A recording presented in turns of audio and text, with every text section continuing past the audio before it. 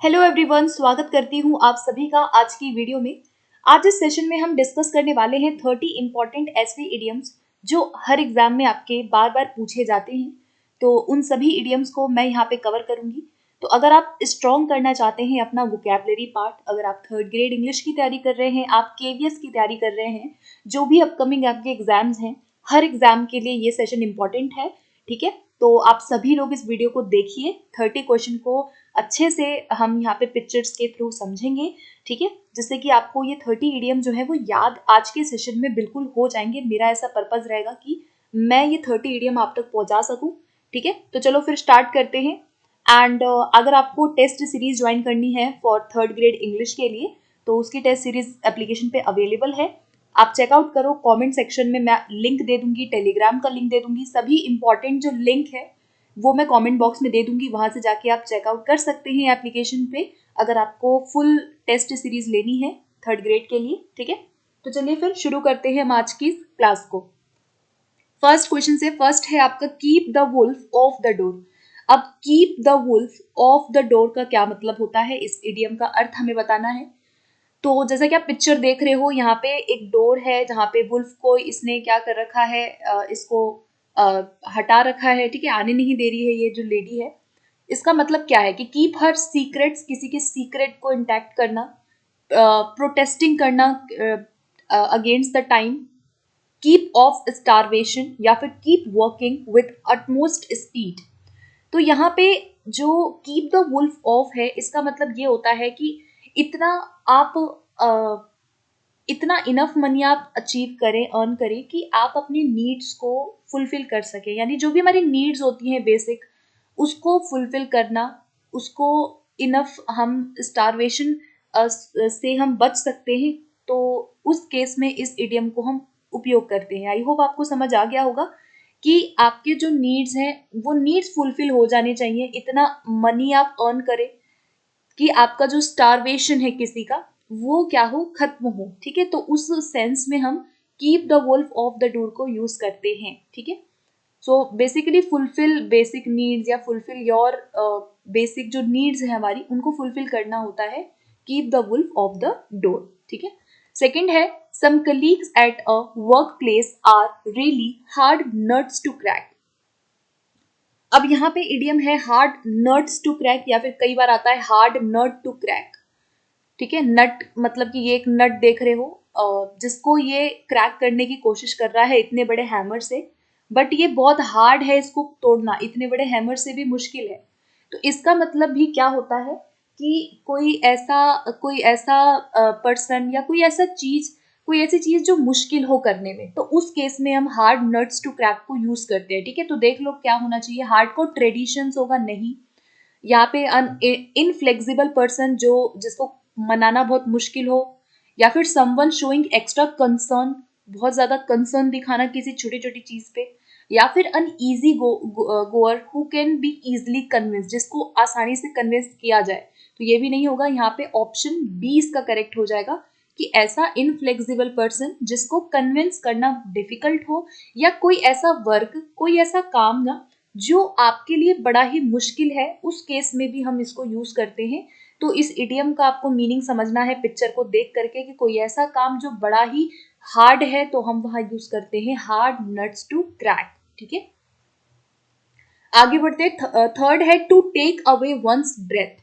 To take away one's breath, अब picture देख के आपको समझ आ रहा होगा इसका मतलब क्या होगा। टू सरप्राइज, किसी को सरप्राइज करना, टू हिट वन बैडली, किसी को मारना, टू किल, या फिर to take away one's money. तो यहाँ पे आप देख सकते हो ये खुश है बहुत ज्यादा। तो टेक अवे वंस ब्रेथ का मतलब है कुछ सरप्राइजिंगली कोई चीज हो जाना, तो किसी को सरप्राइज करना होता है to take away one's breath. ठीक है, तो तीसरा इडियम हमारा डन। चलते हैं अपने फोर इडियम पे। फोर इडियम है a dead letter. A dead letter का क्या मीनिंग होता है, तो one which has not been posted, ऐसा लेटर जिसको पोस्ट नहीं किया गया, one of rejection, no longer in use, या फिर one that has not reached its destination. तो यहाँ पे ऑप्शन डी इसका करेक्ट हो जाएगा। ठीक है, अ डेड लेटर, ओके यहाँ पे सी होगा इसका करेक्ट। ठीक है, not D, no longer in use. ठीक है, डेड का मतलब ही यही है कि ऐसा कोई चीज जो ज्यादा उपयोग में ना हो, उस केस में हम यूज करते हैं अ डेड लेटर, ठीक है। तो कोई ऐसी चीज जो यूज में ज्यादा ना हो वहां हम यूज करते हैं अ डेड लेटर, ठीक है। आगे बढ़ते हैं नेक्स्ट क्वेश्चन पे। ओके, सो चलते हैं नेक्स्ट पे। नेक्स्ट है be bound up with. Be bound up with का क्या मतलब होता है? तो बाउंड अप होना किसी चीज से, to be tie to do something for long, be overwhelmed बहुत ज्यादा खुश हो जाना, वेरी बिजी होना या प्री ऑक्युपाइड होना, या फिर अनइन्वॉल्व होना किसी चीज में। तो बाउंड अप होने का मतलब है कि कोई चीज के साथ अगर आप बाउंड अप है यानी आप उस चीज में बहुत ज्यादा बिजी है, प्री ऑक्युपाइड है, बहुत ज्यादा बिजी होना किसी चीज में, वहां हम यूज करते हैं बी बाउंड अप विथ, ठीक है। सो ऑप्शन क्या होगा इसका? सी होगा करेक्ट। आगे बढ़ते हैं। नेक्स्ट है get into a huddle. Get into a huddle, इसका मीनिंग क्या है? तो आप ये पिक्चर देख सकती हो, यहाँ पे जो टीम इंडिया है वो क्या है, हडल, उन्होंने एक हडल क्रिएट किया, इसको हडल बोलते हैं, जो ऐसे ग्रुप में खड़े होते हैं, आपने देखा होगा, ये हडल है। तो इसका मतलब क्या है कि कलेक्ट समथिंग, जो नीचे गिर गया कुछ, something which has fallen down, so collect something होगा। Wander away into a dirty muddy place, fall into bad company, या फिर gather together privately to plan something. तो यहाँ पे क्या होगा? ऑप्शन डी होगा। गेट इन टू हडल का मतलब क्या है कि भाई ऐसे इस तरह से कब ये लोग बनाएंगे, जब इनको कुछ डिस्कस करना हो, इनको कोई स्ट्रैटेजी डिस्कस करनी होती है मैदान में, तभी ये प्राइवेटली वहां पे क्या करते हैं, इस तरह से हडल बनाते हैं। तो गेट इन टू हडल का मतलब यही है कि किसी चीज को प्लान करना प्राइवेटली, उस केस में हम इसको यूज करते हैं, ठीक है। चलते हैं नेक्स्ट क्वेश्चन पे। ओके, क्वेश्चन 7 कहता है ही sold his house in the city since it was a real white elephant. तो यहाँ पे जो ये इडियम है वो है वाइट एलिफेंट, ठीक है। तो वाइट एलिफेंट का क्या मतलब होता है? कॉस्टली होना, बहुत रेयर होना, बहुत बड़ा होना, या फिर यूजलेस होना। तो वाइट एलिफेंट का मतलब होता है कि जैसे कोई पोजीशन है, कोई चीज है जो आपने ली, वो महंगी भी थी लेकिन आगे चल के वो बिल्कुल ही आपके लिए यूजलेस थी, ठीक है। तो यहाँ option D will be right answer कि भाई ही sold his house in the city since it was, उसने अपना हाउस बेच दिया क्योंकि वो जो घर था उसका वो क्या था, व्हाइट एलिफेंट था, यानी कि वो उसके लिए यूजलेस था। तो कोई ऐसी चीज, कोई ऐसा पोजीशन जो यूजलेस हो, जिसका बहुत उपयोग ना किया जाए, वहां हम यूज करते हैं व्हाइट एलिफेंट, ठीक है। तो ऑप्शन क्या होगा इसका? डी होगा करेक्ट। क्वेश्चन 8 पे चलते हैं। The police left no stone unturned to solve the crime. अब यहाँ पे एक इडियम आया है, no, left no stone unturned, ठीक है। तो लेफ्ट नो स्टोन अनटर्न्ड का क्या मीनिंग होता है यहाँ पे? यूज ऑल अवेलेबल मीन्स, मतलब सारे मीन्स जो है, रिसोर्सेज, उनको उपयोग कर लेना। सर्च एवरीवेयर, हर जगह ढूंढना। इंटेरोगेटेड ऑल द सस्पेक्ट्स, या फिर टर्न्ड ऑल द स्टोन्स। तो लेफ्ट नो स्टोन अनटर्न्ड का मतलब होता है कि जब आप हर तरीके से किसी भी चीज को करने में जुट जाते हैं, यानी कि अपना पूरा सामर्थ्य लगाना। जैसे ये क्या कर रहा है, ये पत्थर को क्या कर रहा है, अपने पूरे जोर से, ताकत से लगा रहा है, यानी जो भी साधन है उसको उपयोग करना किसी चीज को पाने के लिए, अचीव करने के लिए, वहां हम इसको यूज करते हैं लेफ्ट नो स्टोन अनटर्न, यानी कि कोई कसर ना छोड़ना किसी तरीके की, ठीक है। तो यूज्ड ऑल अवेलेबल मीन्स और resources will be right answer. Next question पे बढ़ते हैं अब हम। On the face of it, question 9 का आंसर करना है। On the face of it का क्या मीनिंग है? On the face of it का मतलब क्या है? डिक्लाइन करना, मना करना, रिमोट यानी बहुत रिमोट कोई चीज है, एरिया है, ऑर्डिनरी बहुत साधारण है, या फिर सुपरफिशियली यानी ऊपर ऊपर से। तो on the face of it का मतलब होता है सुपरफिशियली किसी चीज को करना, यानी ऊपर ऊपर से किया गया कोई कार्य, ठीक है। ऊपर ऊपर से करना, बहुत ज्यादा सुपरफिशियली करना, गहराई से किसी चीज को ना करना, तब हम यूज करते हैं on the face of it, okay.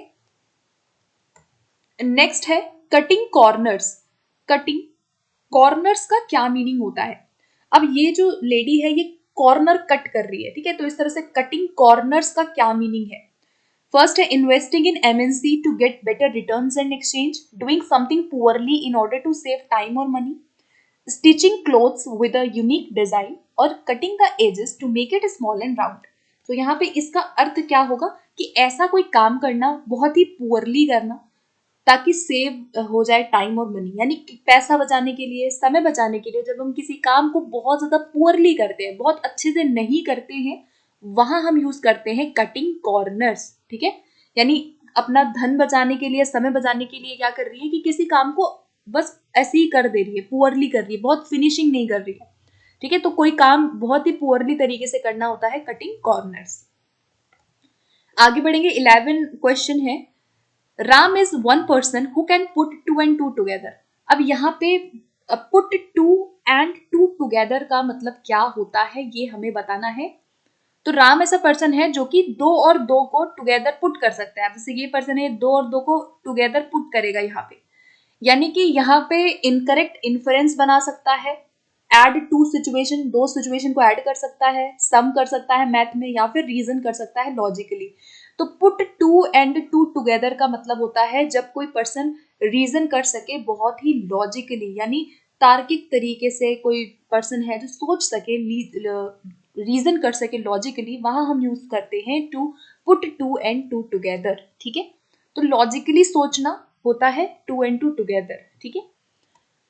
आगे बढ़ते हैं 12 क्वेश्चन पे, fly of the handle, fly of the handle. अब जैसे ये हैंडल है, इससे फ्लाई जो है ये उड़ रही है, ठीक है। मान लो कि ये हैंडल है, इसका हैंडल पे फ्लाई है और वो उड़ रही है, तो फ्लाई ऑफ द हैंडल, इस हैंडल से फ्लाई उड़ गई, ठीक है, चली गई। तो अब इसका मीनिंग क्या होगा, अटैक समवन एनिमी, किसी एनिमी को अटैक करना, लूज वंस टेम्पर सडनली, किसी खुद के टेम्पर को, मतलब एक जो टेम्पर है उसको लूज करना, यानी गुस्सा आ जाना किसी को, या फिर मेक वंस एस्केप यानी भाग जाना, या फिर run away from difficult situation. तो यहाँ पे ऑप्शन 20 का हो जाएगा, फ्लाई ऑफ द हैंडल का मतलब होता है कि भाई किसी अपने जो टेम्पर है, जो स्वभाव है, उसको लूज कर देना, ठीक है, यानी कि गुस्सा आ जाना, अचानक से एंग्री हो जाना, वहां पे हम इसको यूज करते हैं। सो इसका मतलब आप याद रखना, ठीक है, एंग्री हो जाना, तुरंत ही गुस्सा हो जाना किसी बात पे, है ना, अपना टेम्पर लूज कर देना होता है फ्लाई ऑफ द हैंडल। आगे बढ़ते हैं अगले क्वेश्चन पे, नेक्स्ट है bye fits and starts, bye fits and starts, इसका मतलब क्या होता है। तो यहाँ एक पिक्चर आप देख रहे हो कि ये एक ग्रोथ को दिखा रहा है जो कि ऐसे ऐसे जा रहा है, ठीक है। ग्रोथ जो है कभी कम हो रही है, कभी ऊपर हो रही है, कभी नीचे हो रही है, ग्रोथ इसी तरह से होती है ना। तो यानी कि ये जो ग्रोथ इसकी हो रही है, ये कैसे हो रही है, बाय फिट्स एंड स्टार्ट्स हो रही है। यानी कि बाय फिट्स एंड स्टार्ट्स का मतलब होता है कि कोई ऐसी चीज जो रेगुलर ना हो, इररेगुलर हो, ठीक है। ऑप्शन ए इसका हो जाएगा बिल्कुल करेक्ट, कि कोई ऐसा काम जो आप रेगुलरली नहीं कर रहे हो, कभी कभार हम किसी काम को करते हैं, तो कोई ऐसी चीज जो कॉन्टिन्यूटी में नहीं है, इरेगुलर है, रेगुलर नहीं है, वहां हम यूज करते हैं बाय फिट्स एंड स्टार्ट्स, ठीक है। जैसे मैं बोलूँ कि he studies bye fits and starts, वो पढ़ता है कैसे, बाय फिट्स एंड स्टार्ट्स पढ़ता है, वो रेगुलर इरेगुलरली होकर के पढ़ता है, ठीक है। तो उस केस में हम इसको यूज करते हैं। आगे बढ़ेंगे, 14 है, registering in a wrong course by chance turn into out to be a dash for her. अब यहाँ कौन सा इडियम सबसे बेस्ट है जो यहाँ आएगा, jumping on the bandwagon, making a long story short, killing two words with one stone, या फिर ब्लेसिंग इन डिस्गाइज। अब यहाँ कहा गया कि भाई उसने रजिस्ट्रेशन कराया किसी गलत कोर्स में, लेकिन वो जो कोर्स था वो उसके लिए क्या टर्न हो गया। तो यहाँ आप एक पिक्चर देख सकते हो, है ना, कि यहाँ पे कोई ऐसी चीज थी जो शुरू शुरू में आपके लिए बैड थी, आपके लिए अच्छी नहीं थी, लेकिन बाद में वो क्या हो गई, that thing turns into something good. तो ये क्या है, ये क्या था, इविल था, लेकिन ये क्या हो गया, ये गॉड बन गया, है ना, एक एंजल बन गया। तो यानी कि इसको हम कहते हैं ब्लेसिंग इन डिस्गाइज, ठीक है। जैसे कोई ऐसा काम हमारी लाइफ में भी कई बार ऐसा होता है कि हमने कभी कोई रॉन्ग डिसीजन कभी कभी हम ले लेते हैं, शुरू में हमें लगता है कि हमने बहुत गलत डिसीजन लिया है लाइफ में, लेकिन आगे चल के वही डिसीजन हमारे लिए बेस्ट होता है। तो उस केस में हम यूज कर देते हैं ब्लेसिंग इन डिस्गाइज, ठीक है। शुरू शुरू में कोई चीज जो हमें बुरी लग रही है, वो बाद में हमारे लिए गुड रिजल्ट दे, वहां हम यूज करते हैं ब्लेसिंग इन डिस्गाइज, ओके। आगे बढ़ते हैं, 15 क्वेश्चन है, to lose the face, to lose face, to lose face का मतलब क्या है। अब आप एक पिक्चर देख रहे हो यहाँ पे, इसने अपना चेहरा खो दिया है, यानी इसने अपना फेस लूज कर दिया है, ठीक है। अब कुछ भी नहीं दिख रहा है इसके चेहरे पे, और लोग इससे इससे क्वेश्चंस कर रहे हैं, है ना, इसको नहीं पता। तो इसका मतलब क्या है कि बिकम लेस फ्रेंडली, बहुत ही कम फ्रेंडली और कम सोशेबल हो जाना, become less respected by others, be able to win against your rival, या फिर not be able to go out frequently. तो टू लूज द फेस का मतलब है कि become less respected by others, ठीक है, मतलब इज्जत कहीं ना कहीं चली जाए किसी की, कहीं ना कहीं दूसरे पर्सन अगर रिस्पेक्ट ना दे उस तरीके से आपको, वहां यूज करते हैं टू लूज फेस, ठीक है। टू लूज फेस का मतलब है कि लेस रिस्पेक्टेड बाय अदर्स, ये आप याद रखो। आगे बढ़ते हैं, 16 क्वेश्चन कहता है in and outs. In and outs का क्या मतलब होता है? तो ओनिंग टू होगा, वैलिड होगा, द डिटेल्स ऑफ एनीथिंग, या फिर अप्रोक्सीमेटली। तो इस क्वेश्चन में जो करेक्ट आंसर होगा वो होगा इन एंड आउट्स का मतलब है कि कोई भी चीज है उसकी डिटेल कितनी है, ठीक है, किसी भी चीज की डिटेल में जाना कहलाता है इन एंड आउट। ओके, आगे बढ़ेंगे अगले क्वेश्चन की तरफ। नेक्स्ट है स्टोन्स थ्रो। स्टोन्स थ्रो का मतलब क्या है? स्टोन्स थ्रो का मतलब है useless, on all sides, about to perish, या फिर एट अ शॉर्ट डिस्टेंस। तो इसमें 17 क्वेश्चन में अगर आप पिक्चर देखो तो पिक्चर क्या दिया हुआ है कि भाई ये दो नेबर हैं, ठीक है, और ये एक दूसरे को स्टोन दे रहे हैं, ठीक है, थ्रो कर रहे हैं, और इजिली इनके पास क्या जा रहा है, स्टोन पहुंच पा रहा है, ठीक है। तो यहाँ देखो लिखा हुआ है कि the two geologist lived only a stone's throw apart, यानी कि जो दोनों हैं वो केवल अ स्टोन थ्रो ही एक दूसरे से दूर है, यानी बहुत ही डिस्टेंस कैसा है इनका, बहुत कम है, ठीक है। ये एक दूसरे को पत्थर भी अगर फेंक रहे हैं तो ये क्या है, इन तक पहुंच पा रहा है, यानी कि ये पास पास में बहुत रहते हैं। तो स्टोन्स थ्रो का मतलब भी वही है कि एट अ शॉर्ट डिस्टेंस, जिसका जो डिस्टेंस है वो क्या हो, कम हो, ठीक है, शॉर्ट डिस्टेंस हो, वहां हम यूज करते हैं स्टोन्स थ्रो। ओके, आगे बढ़ते हैं 18 क्वेश्चन पे। नेक्स्ट है go through fire and water. Go through fire and water का मतलब क्या है? तो to fail in all types of hardship, यानी कि हर तरह की मुश्किलों में फेल हो जाना। टू पास थ्रू लाइफ, जिंदगी को पास करना, या हम जिंदगी को जी लेते हैं उसको कहते हैं। To pass through all types of hardships, या फिर to pass all types of luxury. तो फायर एंड वाटर क्या है? वाटर आपको पता है, वाटर अलग चीज है ना, वाटर और फायर दोनों का जिक्र यहाँ किया गया कि भाई ये फायर है इधर और ये वाटर है।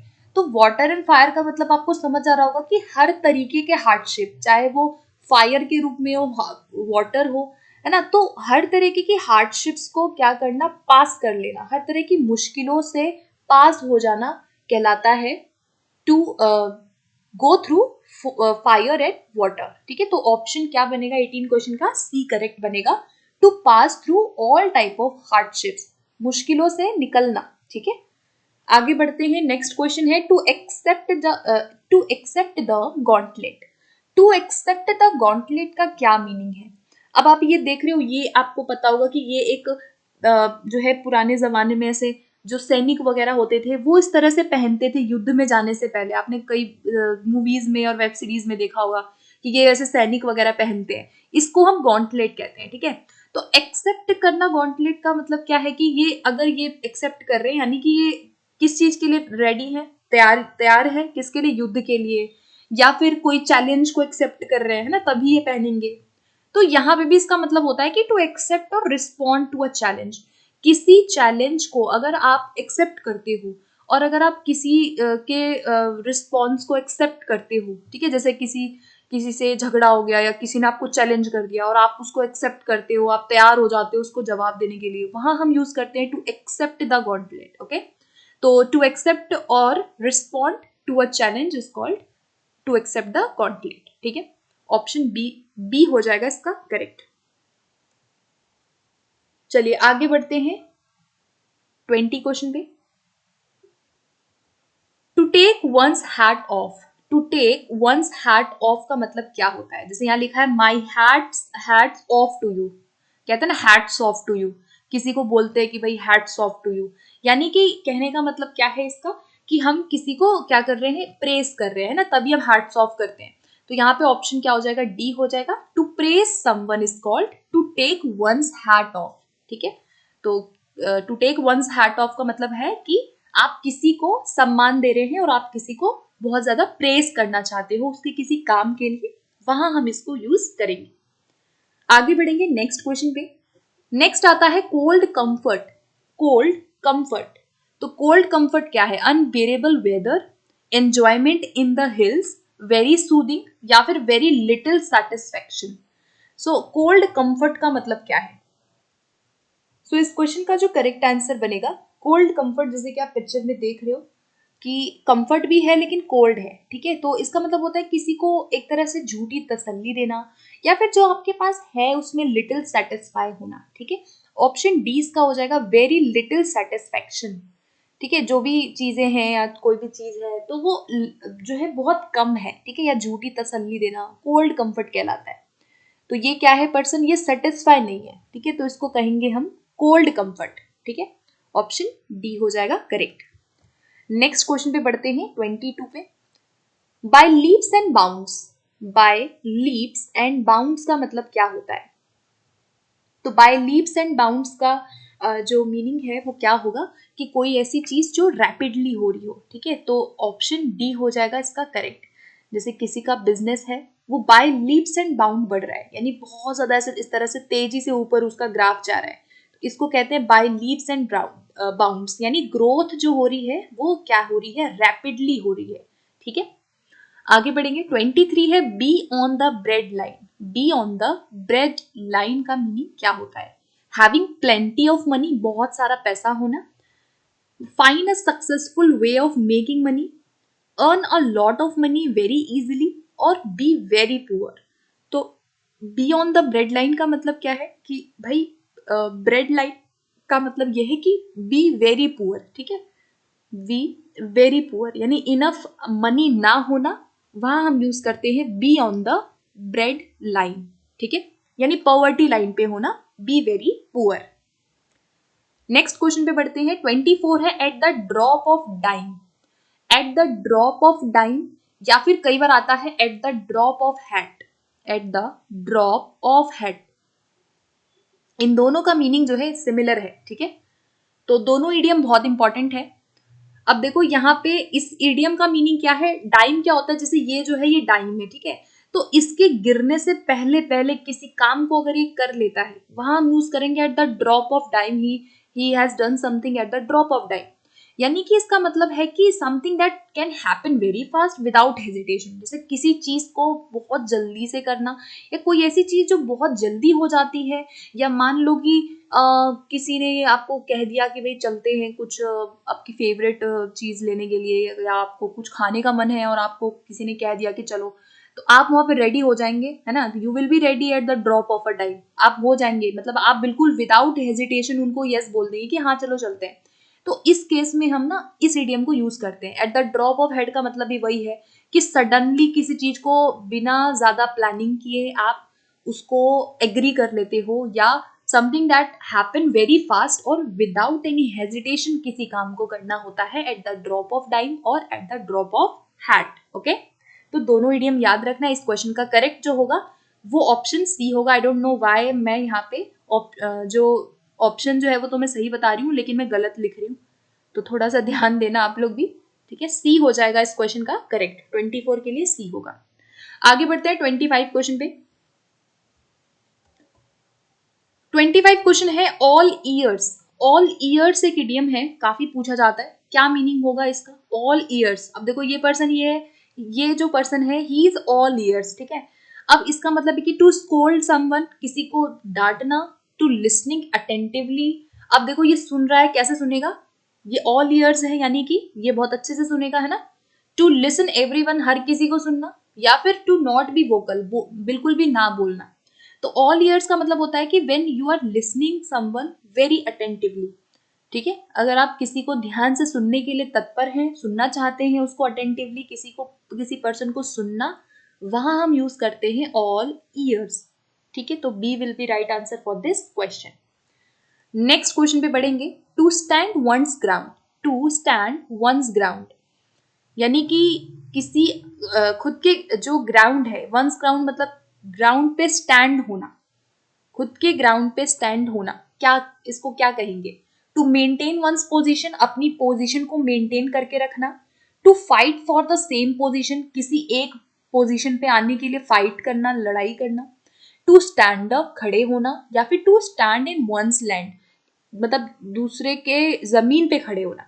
तो टू स्टैंड वंस ग्राउंड का मतलब होता है कि अपनी पोजीशन को मेंटेन करके रखना, ठीक है। और ये हर इंसान करता है अपनी लाइफ में ना, हम कोशिश करते हैं कि हम जो है स्टैंड वंस ग्राउंड रहें, यानी हम अपनी पोजीशन को ऑलवेज मेंटेन करके रहें, ठीक है। तो यहाँ A will be right answer, to maintain one's position, अपनी पोजीशन को मेंटेन करके रखना टू स्टैंड वंस ग्राउंड होता है। नेक्स्ट क्वेश्चन पे बढ़ेंगे अब हम। 27 क्वेश्चन कहता है बीटिंग अराउंड द बुश क्या होगा? All the members of the group were beating around the Bush in the meeting, यानी मीटिंग में सभी जो मेंबर थे वो क्या कर रहे थे? दे वर बीटिंग अराउंड द बुश। तो बुश क्या होता है? जैसे आप ये पिक्चर देख रहे हो, ये बुश है, ठीक है, इसको बुश कहेंगे, झाड़ी जिसको कहते हैं। तो ये बुश के आसपास दोनों जो स्टूडेंट, जो बच्चे हैं, ये क्या कर रहे हैं? बीट कर रहे हैं। यानी इसके आसपास बीट करने का मतलब है कि when you are talking to someone and you are not coming to the main point, वहां हम यूज करते हैं बीटिंग अराउंड द बुश, यानी मेन बात को, मुद्दे की बात को ना कहते हुए किसी भी बात को घुमा घुमा के बोलना, वहां हम यूज करते हैं बीटिंग अराउंड द बुश। कई बार हम यूज करते हैं कि don't beat around the bush, let's come to the point, है ना, कि भाई इधर उधर की बातें मत करो और सीधा जो आपको बोलना है वो बोलो। तो वहां पे हम यूज करते हैं, ठीक है। तो इसका मतलब क्या होगा कि to talk about the useless thing, ऐसी चीजों के बारे में बात करना जो जो हमें नहीं बोलनी, and not coming to the main point, मुख्य बात को ना बोलते हुए इधर उधर की बातें करना, घुमा के बात को कहना होता है beating around the bush. Okay, ये इंपॉर्टेंट था इडियम बहुत ज्यादा। नेक्स्ट इडियम भी इंपॉर्टेंट है, in a nutshell. In a nutshell का मीनिंग हमें बताना है। इन अ नट शेल, अब आप ये देख रहे हो ये नट का शेल है, ठीक है, नट क्या होता है? ये है, नट है। अब नट शेल का मतलब है कि इसके अंदर कोई चीज होना, ठीक है। तो अब आपको क्या लग रहा है कि ये छोटा सा नट होता है, इसके अंदर अगर कोई चीज होगी तो वो क्या होगी? बहुत थोड़ी सी होगी। तो यानी कि इसका मतलब क्या हो सकता है? ब्रीफली होना कोई चीज, कंस्ट्रक्टिवली होना, या फिर स्क्रप्चुअली होना, या फिर नॉटी होगा। I am so sorry guys, मैं ये इसका प्रोनाउंसिएशन नहीं कर पा रही हूँ। तो क्या होना चाहिए? तो देखो इसका मतलब होता है ब्रीफली की कोई चीज होना, ठीक है। इन अ नटशेल का मतलब होता है किसी बात को संक्षिप्त तरीके से बोलना। जैसे किसी कहानी को सुन करके हम क्या करते हैं? उसको इन अ नटशेल बता देते हैं कि भाई इस कहानी का मॉरल क्या है, इस कहानी में मेन बात क्या कही गई है। या किसी मूवी, आप कोई मूवी देख के आए और आपके फ्रेंड ने बोला कि भाई don't tell about the whole movie, tell tell in a nutshell. तो वहां क्या है कि आप उस मूवी को इन अ नटशेल बोल दे रहे हो, मतलब किसी बात को ब्रीफली बोलना, संक्षिप्त, शॉर्ट में बोलना, किसी बात को शॉर्ट में बताना कहलाता है इन अ नटशेल। आगे बढ़ेंगे, लास्ट इडियम है हमारा आज का, हिट द स्टैक। अब यहाँ पे हिट द स्टैक का क्या मतलब होता है? टू गो टू स्लीप, सोने जाना। टू हार्म समवन, किसी को हार्म करना। अचीव करना कोई चीज, या फिर किसी टास्क को कंप्लीट करना। तो हिट द सैक का मतलब होता है ये सैक है, ठीक है, और ये इसको हिट कर रहा है। इसका मतलब सिंपली होता है गो टू स्लीप, सोने जाना, ठीक है। जैसे मैं बोल सकती हूँ कि I am going to hit the sack, तो इसका मतलब क्या है? अगर मैंने बोला आपको कि I am going to hit the sack soon, यानी मैं जल्दी ही सोने जाऊंगी या मैं सो जाऊंगी। तो गो टू स्लीप का मतलब होता है हिट द सैक, ठीक है, ये आपको याद रखना है। सो गाइज यहाँ पे हमारे 29 इडियम्स कंप्लीट होते हैं, 30 आई थिंक नहीं थे, कोई बात नहीं, लेकिन 29 इडियम अगर आपको 29 मिनट्स में याद हो गए हैं अभी तक तो बहुत अच्छी बात है। आई होप कि ये सारे इडियम आज के सेशन में आपको याद हो गए होंगे।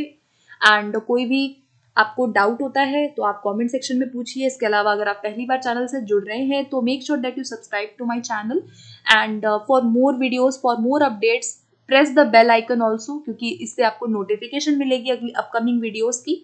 एंड बाकी टेलीग्राम ग्रुप का लिंक आपको डिस्क्रिप्शन बॉक्स में मिलेगा, कमेंट में मिलेगा। पीडीएफ के लिए टेलीग्राम ग्रुप ज्वाइन कीजिए, एप्लीकेशन के लिए टेस्ट सीरीज ज्वाइन कर सकते हैं। इसके अलावा कोई डाउट हो तो उसके लिए feel free to ask. Okay, so thank you so much and keep watching.